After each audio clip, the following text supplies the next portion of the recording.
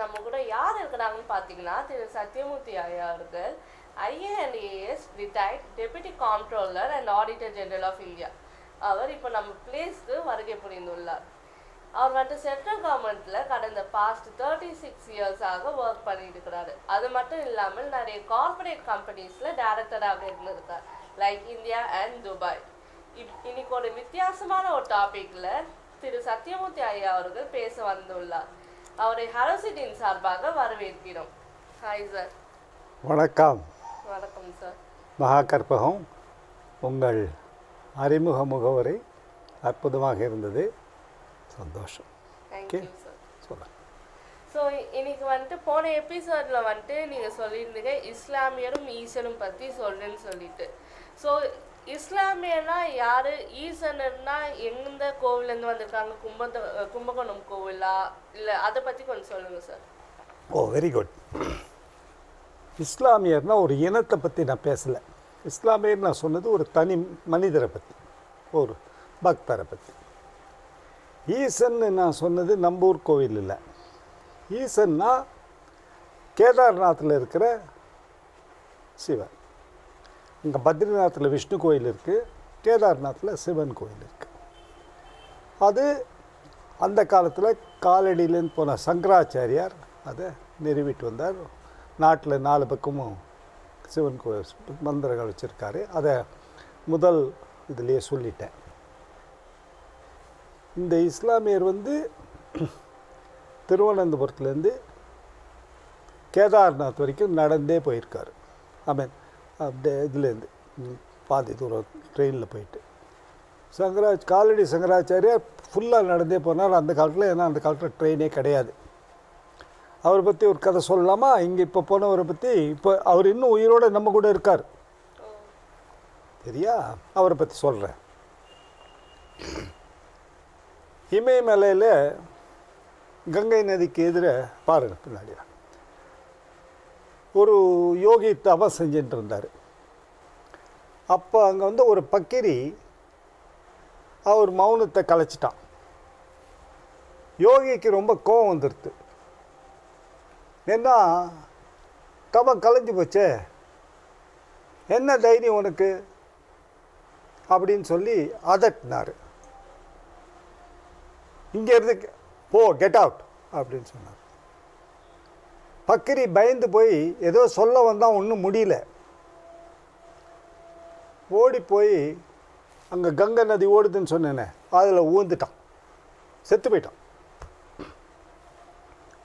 அவன் விழுந்த உடனே ஒரு கம்பீரமான உருவம் யோகிக்கு எதில் வந்தது. என்ன அநியாயம் செஞ்ச? ஒரு பக்தன் இந்த பக்கிரி, அவனோட ஒரு கண நேரம் பேச முடியாமல் அப்படி என்ன தவம், என்ன நிஷ்டை? இன்னிலேருந்து எப்படி அந்த பக்கிரி ஆற்றுல மறைஞ்சு போனானோ அதே மாதிரி உன்னுடைய தவப்பலன் அனைத்தும் இன்று ஆற்றோடு கரைஞ்சு போச்சு. நீ மறுபடியும் மனுஷனாக பிறக்கணும். அதே மாதிரி பக்கிரி போல் எல்லா ஊருக்கும் நடந்து போகணும். அப்புறமா படிப்படியாக முன்னேறி இந்த பழைய நிலைக்கு நீ வருவ அப்படின்னு சொல்லிட்டு இருந்த உருவம், கம்பீரமான உருவம். இந்த யோகிக்கு உடம்பெல்லாம் நடுங்குது. அந்த கம்பீரமான உருவத்தில் காலில் விழுந்து, ஐயா, நான் செஞ்சது தப்பு தான். ஆனால் நான் மறுபடியும் பிறந்து இப்படி மேலே வரணும்னா நீங்கள் தான் என்ன கைத்தாங்களா அடுத்த வாழ்க்கையில் அழைச்சின்னு மேலே கொண்டு வரணும் அப்படின்னு வேண்டினார். உடனே அந்த உருவம் சொல்லிச்சு, சரி, என்னோட பிரதம சீடன் மகேஸ்வர்நாத், அவன் உன்னை பாதுகாத்து வளர்த்து என்கிட்ட கொண்டு வருவான், அது வரைக்கும் நீ போ அப்படின்னு சொல்லிட்டு போயிட்டார். கதை எப்படி இருக்கு? நல்லா இருக்கா? இன்ட்ரெஸ்டிங்காக போகுது. ஆமாம். இதுக்கப்புறம் இதில் நான் இன்னும் இஸ்லாமியரே கொண்டு வரல. இதோ யோகியை பற்றி தான் சொல்லியிருக்கேன்.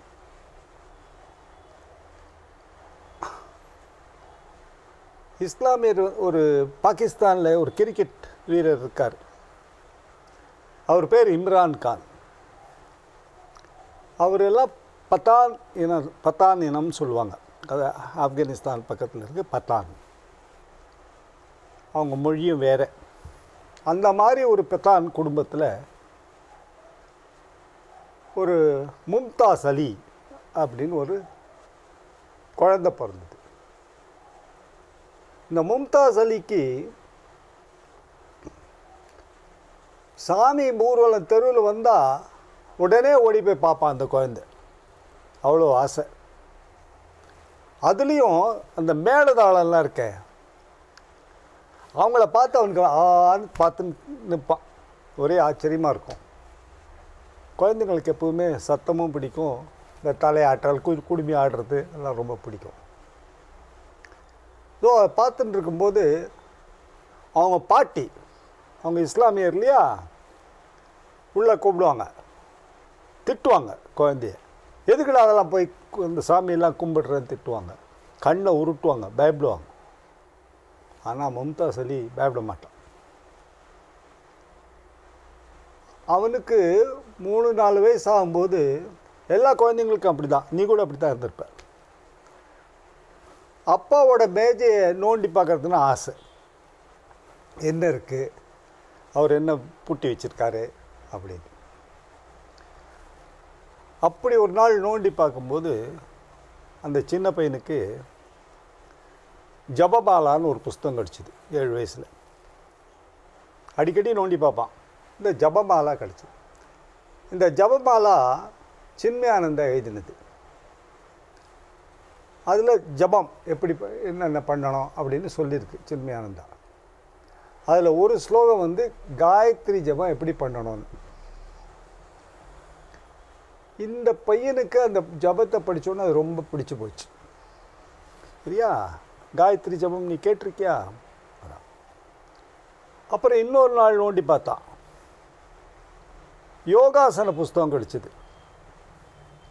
அந்த யோகாசன புஸ்தகத்தை அந்த ஃபோட்டோலாம் பார்த்துட்டு இவனே அவன் ரூமில் போய் யோகாசனம் போட பார்த்தான். பத்மாசனம் போட கற்றுக்கிட்டான் அவனாவே. இது அவங்க அம்மா பார்த்துட்டாங்க. இவன் என்னென்னமோ சேஷ்டையெல்லாம் பண்ணுறானே, காலை இப்படி வச்சுருக்கானே, உடம்பு இப்படி வளர்க்குறானே, ஓடி போய் அவங்க அப்பா கிட்ட சொல்லிட்டாங்க. அப்பா வந்து அடிப்பார்னு நினச்சியா? இல்லை, அடிக்கலை. அவனுக்கு ஒரு யோகாசன டீச்சரையே அப்பாயின்ட் பண்ணிட்டார் யோகா கற்றுக் கொடுக்கறதுக்கு. இப்போது மும்தாஸ் அலிக்கு காயத்ரி ஜபமும் தெரிஞ்சு போச்சு, பத்மாசனமும் தெரிஞ்சு போச்சு. சரியா, அப்படியே வளர்றான். அவனுக்கு ஒரு 8 வயசு ஆச்சு.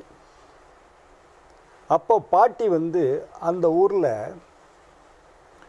ஒரு பீமாப்பள்ளின்னு ஒரு ஊர், திருவனந்தபுரம் பக்கத்தில். இவங்கெல்லாம் வாழ்ந்தது வந்து வாஞ்சியூர்னு பேர். வாஞ்சியூர்னு திருவனந்தபுரத்தில் இருக்குது. பக்கத்தில் பீமாப்பள்ளின்னு ஒரு ஊருக்கு கூட்டின்னு போகிறாங்க. பீமாப்பள்ளிக்கு எதுக்கு, நம்ம ஊரில் ஒரு குணசேகரம்னு ஒரு ஊர் இருக்குது. குணசேகரம் வந்து கும்பகோணம் பக்கத்தில், நீ சொன்ன மாதிரி. அங்கே நம்ம ஊரில் பழைய காலத்துலலாம் பைத்தியங்களை கட்டி வச்சுருப்பாங்க, கயிறு போட்டு. சரியா, வேப்பலையால் அடிப்பாங்க. சாமி தண்ணி எடுத்து தலையில் தெளிப்பாங்க. பைத்தியெல்லாம் தலையில் ஆட்டும், அப்புறம் கொஞ்சம் குறைஞ்சிரும். சரியா, கடை நல்லா இருக்கா? சரி, நான் பீமாப்பள்ளி கூட்டின்னு போனாங்க பாரு. அங்கே ஒரு சித்தர் இருந்தார். சரியா, அந்த பீமாப்பள்ளி சித்தர் இவங்கிட்ட வரார். இவங்கிட்ட வந்து தலையை தட்டி, இன்னும் நீ தயாராகணும் அப்படின்னு சொல்லிட்டு போயிடுறார். இன்னும் தயாராகு அப்படின்னு சொல்லிட்டு போகிறார். சரியா, அவரோட பேர் என்ன? அவரோட பேர் வந்து தலையை தடவி, இவனுக்கு 9 வயசு ஆயிடுச்சு. அப்போ இப்போ அந்த சித்தர் தலையை தடவிட்டு போயிடுறார். இன்னும் தயாராக என்று ஆசீர்வதித்து உள்ளே போயிடுறார். அதுக்கப்புறம் 14 வயசு ஆச்சு. 14 வயசில் நானே கூட 14 வயசில் எஸ்எல்சி பாஸ் பண்ணிட்டேன். 14 வயசு 6 மாதத்தில் எஸ்எல்சி பாஸ் பண்ணிட்டேன். இந்த மும்தாஸ் அலியும் பாஸ் பண்ணிட்டேன். இப்போது 14 வயசு ஆச்சுனாலே ஒரு இளைஞன் அப்படி வரும் இளைஞர் அந்த வயசு வந்துட்டே இருக்கும்.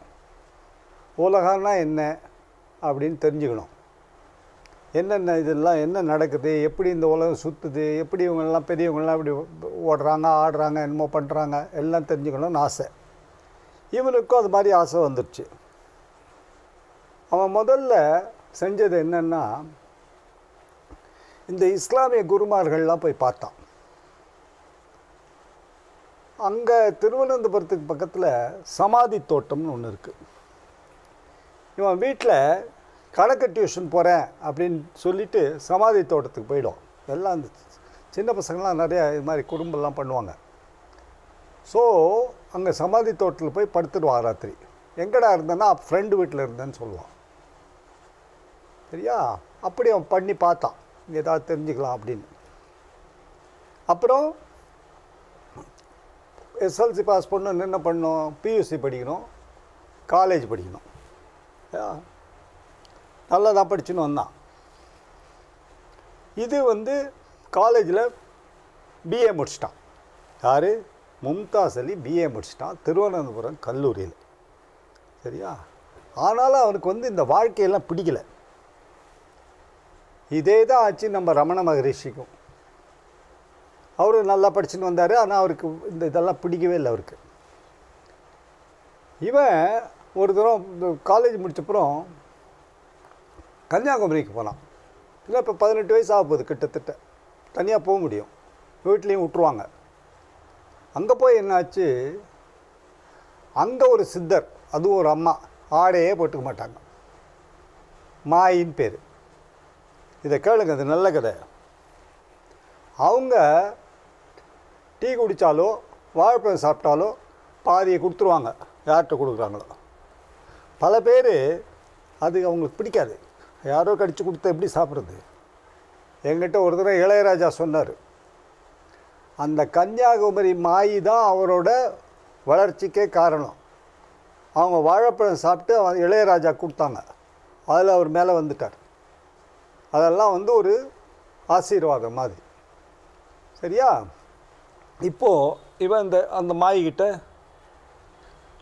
மசால் தோசை வாங்கி கொடுத்தான். அவங்க நாய்க்கெல்லாம் போட்டு, அவங்க கூட எப்பவுமே நாய் இருக்கும், பாறாங்கல்ல உட்காந்துருப்பாங்க, ட்ரெஸ்ஸே போட்டுக்க மாட்டாங்க. சரியா? நிறைய பேர் இந்த அம்மாவை பார்த்துருக்காங்க. சரியா?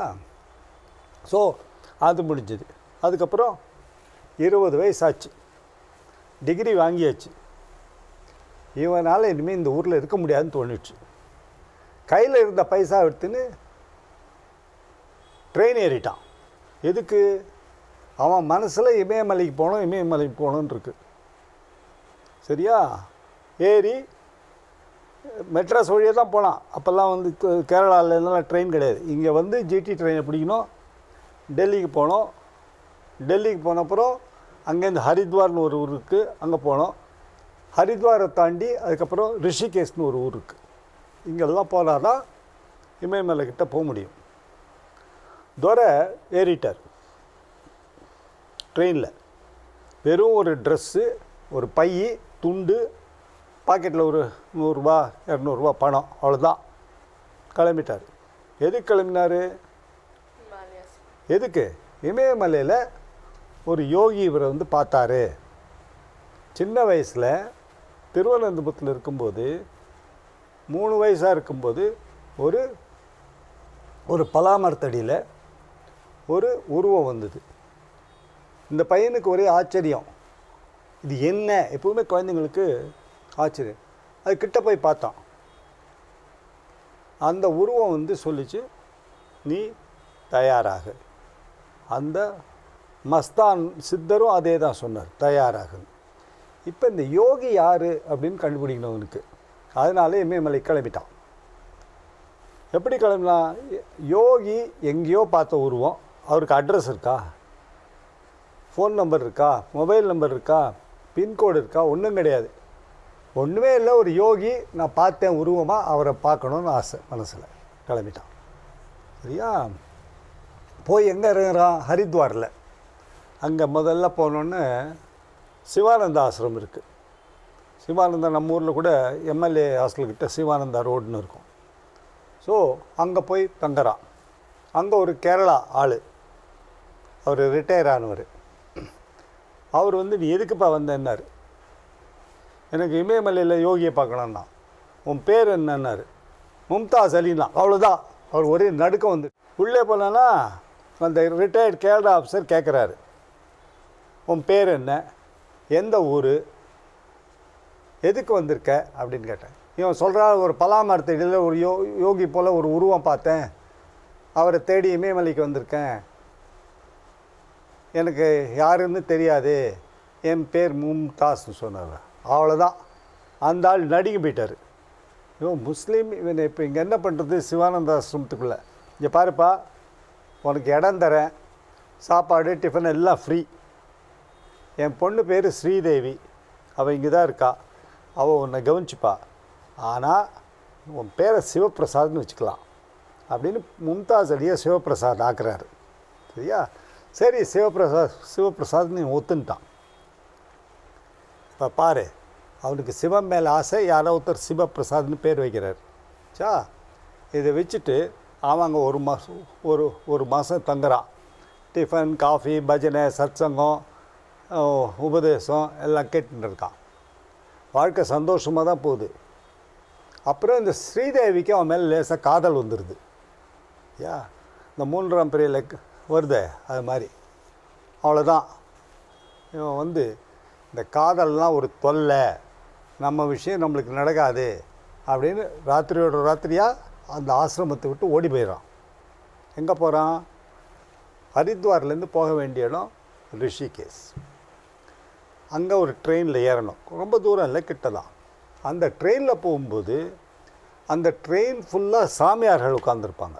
ஏன்னா எல்லாருமே ரிஷிகேஷ் தான் போவாங்க, சாமியார்கள்லாம். அந்த சாமியாரெல்லாம் நாகா சாமியார்னால் கஞ்சா பிடிப்பான், குளிச்சிருக்கவே மாட்டான். ஐயா, ட்ரெஸ்ஸே ரொம்ப கொஞ்சமாக தான் போட்டிருப்பான் நாகா சாமியார்.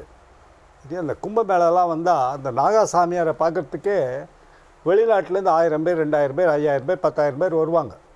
இந்த நாகா சாமியார் அப்படி இருப்பாங்க. அவங்கக்கிட்ட இந்த டிக்கெட் செக் பண்ணுறானே, அவன் அங்கே போகவே மாட்டான் அவங்கக்கிட்டேயே. அது வந்து அவன் சொல்லிட்டாங்க, இது வந்து ஸ்பெஷல் ரயிலு, இது கடவுள் ரயிலு, இதில் சாமியார் இருக்கிறவங்க டிக்கெட் வாங்க மாட்டாங்க அப்படின்னு நாகா சாமியார் சொல்லிடுவான். முடிஞ்சு போச்சா, அந்த வழியில் போய் ரிஷிகேஷில் போய் இறங்குறான். ரிஷிகேஷில் இறங்கினோடனே அவனுக்கு அங்கே காலா கம்பளிவாலா அப்படின்னு ஒரு ஆசிரமம் இருக்குது. நானே போய் காலா கம்பளிவாலாவில் தங்கியிருக்கிறேன். சரியா? அங்கே தங்கி இருக்கும்போது ஒரு நாள் ராத்திரி அந்த நாகா சாமியார் சொல்கிறான், அங்கே நிறைய சாமியாருங்க இருப்பாங்க. ஏன்னா ரிஷிகேஷ் வந்து சாமியார்களுக்கு சொர்ண பூமி. அவன் சொல்கிறான், எங்கே வந்திருக்க அப்படின்னு கேட்டான். அவன் சொல்கிறான், நான் மும்தாஸுக்கு ஹிந்தி தெரியும், இங்கிலீஷ் தெரியும், உருது தெரியும், எல்லாம் தெரியும். பேசி முடிக்கிறான். உள்ளங்கையை நீட்டு, அதுக்குள்ளேயே நான் கைலாசத்தை காமிக்கிறேன், கொஞ்சம் கஞ்சா பிடி அப்படிங்கிறான். இந்த ஆளுக்கு இன்னும் பயம். முதல்ல அங்கே ஸ்ரீதேவி, இங்கே என்னடானா நாகா சாமியார், இவன் கஞ்சா பிடிங்கிறான். அன்றைக்கி ராத்திரியே அங்கேருந்து கிளம்பிட்டான். அடுத்த ஊர் லக்ஷ்மண் ஜூலா. என்ன எங்கெல்லாம் பாரு, அவனுக்கு ஒரு இது கிடச்சதில்ல. அந்த முதல்ல என்ன உருவம் கிடச்சிது, என்ன சொல்லிச்சு அந்த யோகி கங்கைக்கரையில், நீ மனுஷனாக பிறக்கணும், பக்கிரி போல் ஒவ்வொரு ஊராக போகணும், அப்புறம் படிப்படியாக தான் மேலே வருவேன்னு சொல்லலாம். அது அப்படியே நிஜமாயின்னு. இவன் லக்ஷ்மண் ஜூலாவுக்கு போகிறான், ஏறி போகிறான். சரியா? அங்கே சிதானந்தான், அவரும் மறுபடியும் ஒரு கேரளாவில். மும்தாஸ் அலிக்கு போகிற இடத்துலலாம் இந்த மலையாள பாஷை ஒர்க் பண்ணுது. சரி, எப்படியோ சரி ஏறிக்கிறான்.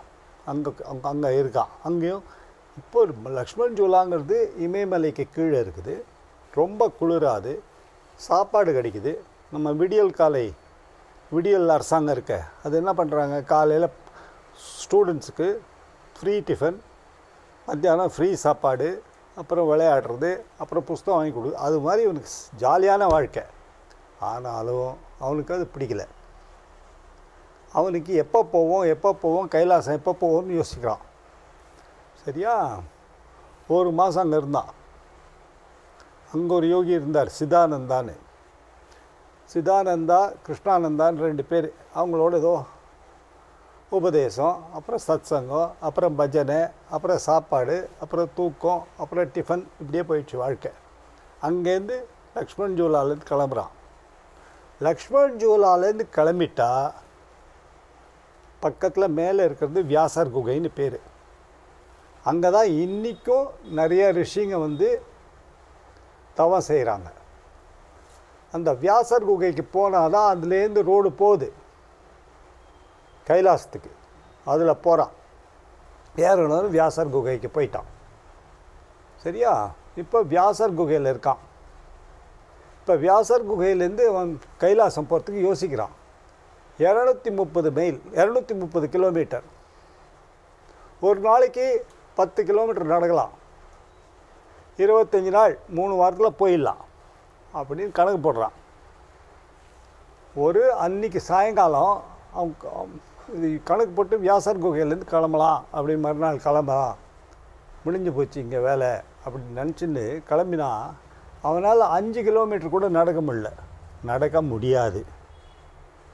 நம்ம இப்போ போய் பாலைவனத்துலேயோ இல்லை துபாய் போனால் ஒரு 5 கிலோமீட்டர் பாலைவனத்தில் நடக்கலான்னு ட்ரை பண்ணி பார்க்கலாமா? முடியவே முடியாது. இமயமலையும் அப்படி தான். பனி, காலெல்லாம் இதாகிடும் நடந்தாக்க. ஸோ ஒரு 5 கிலோமீட்டர் நடந்த உடனே தவிச்சிட்டான். நல்ல வழியாக இப்போ ஒரு ஜீப் வருது அந்த ரோட்டில்.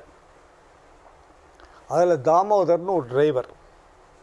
அவன் சொல்கிறான், சாமி, ஏன்னா இவன் இப்போவே காவி ட்ரெஸ் தான் போட்டுன்னுக்கிறான். இவனே ஒரு பாதி யோகி ஆயிட்டான். சாமி, இருட்டுது, வழியில் விளக்கெல்லாம் கிடையாது, உங்களுக்கோ வழி தெரியாது, நீங்கள் வண்டியில் ஏறுங்க, நான் உங்களை அங்கே எங்கேயா ஒரு இடத்துல இறக்கி விட்றேன், நீங்கள் அந்த ஆசிரமத்தில் தங்கிட்டு மறுநாள் எங்கேயா போங்க. இவனுக்கு தான் நடக்கவும் இல்லையே, சரின்னு ஒத்துக்கிறான். ஆனால் முதல்ல என்ன நினச்சான், ஃபுல்லாக எங்கேயும் வண்டியில் ஏறக்கூடாது, நடந்தே போகணுன்னு இவனுக்கு தீவிரம். முடியவே இல்லை. வியாசர் குகை தாண்டினப்புறம் அடுத்த நாள் வந்து வியாசர் குகையிலேருந்து இதுக்கு போகிறான், ஜோஷிமட்டுக்கு. ஜோஷிமட்லேருந்து அடுத்தது வந்து ஜோஷிமட்டில் ஒரு ஆசிரமத்தில் அந்த தாமோதர்ங்கிற டிரைவர் ஏற்பாடு பண்ணி கொடுக்குறான். அங்கே கொஞ்சம் சின்ன கிருஷ்ண லீலை, கிருஷ்ண பகவான் ஏதோ லீலை பண்ணுறாரு, அது அப்புறமா சொல்கிறேன். ஸோ ஏன்னா அங்கே அவனுக்கு ரொம்ப பசி. அங்கே அந்த ஆசிரமத்தில் ஒரே ஒரு வாழைப்பழம் தான் இருந்தது, அதை கொடுத்தாங்க. பசி தாங்கலை. அப்போ திடீர்னு இவன் வருவான், சக்கிலி வந்து, சாமி, எனக்கு நேற்று கனவில் நீங்கள் தான் வந்தீங்க, எங்கள் வீட்டில் வந்து சாப்பிட்ணும் அப்படின்னு கூட்டின்னு போவான். அவங்க வீட்டில் போய் அவங்க ஒய்ஃப் எல்லாம் செஞ்சு வச்சுருப்பாங்க, நல்ல விருந்து சாப்பிட்டுட்டு திரும்பி வருவான். திரும்பி வந்தால் அந்த ஆசிரமத்து ஆளோட சண்டை, நீ எப்படி சக்கிலி வீட்டுக்கு போய் சாப்பிட்லாம் அப்படின்னு அவர் சண்டை போடுறாரு. இது ஒரு கிருஷ்ண லீலை, அவ்வளோதான், கிருஷ்ண பரமாத்மா செஞ்சது. சரி, அவன் முடிச்சுட்டு அதுங்க கிளம்பிடுறானா. அடுத்தது ஜோஷிமட்டு. அது ஜோஷிமட்டு முடிஞ்சப்புறம் கர்ணப்பிரயாகை, இப்படி வரிசையாக போகிறான்.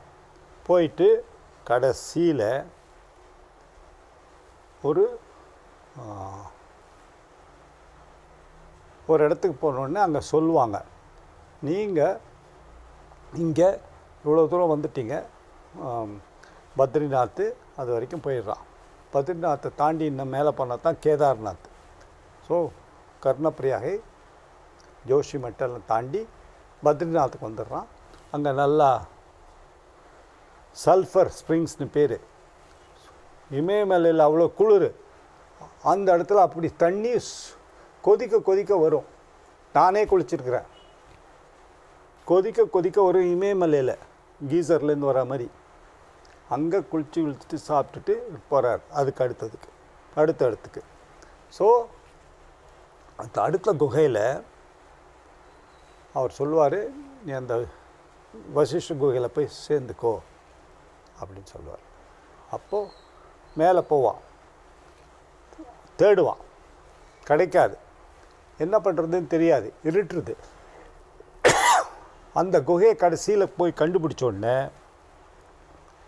அந்த குகை வாசலில் நெருப்பு எரிஞ்சிட்டே இருக்குது. எப்படி இமயமலையில் ஆளுங்களே எல்லா இடத்துல எப்படி நெருப்பு எரியுது? இவனுக்கு ஒரே ஆச்சரியம். கிட்ட போய் பார்க்குறான் என்னன்னு, எப்படி இங்கே இது எரியுது அப்படின்னு. அப்போது உள்ளேந்து மது உள்ளே வா அப்படின்னு ஒரு குரல் கேட்கும். இவனுக்கு ஒரே ஆச்சரியம், இது முன்னாடி எங்கேயோ கேட்ட குரல் மாதிரி இருக்கே, யாரோ ஒருத்தர் நம்மளோட பேசுகிறாங்களே நம்ம பாஷையில் அப்படின்னு சொல்லி உள்ளே போவான். அடுத்த வாரம் சொல்கிறேன்.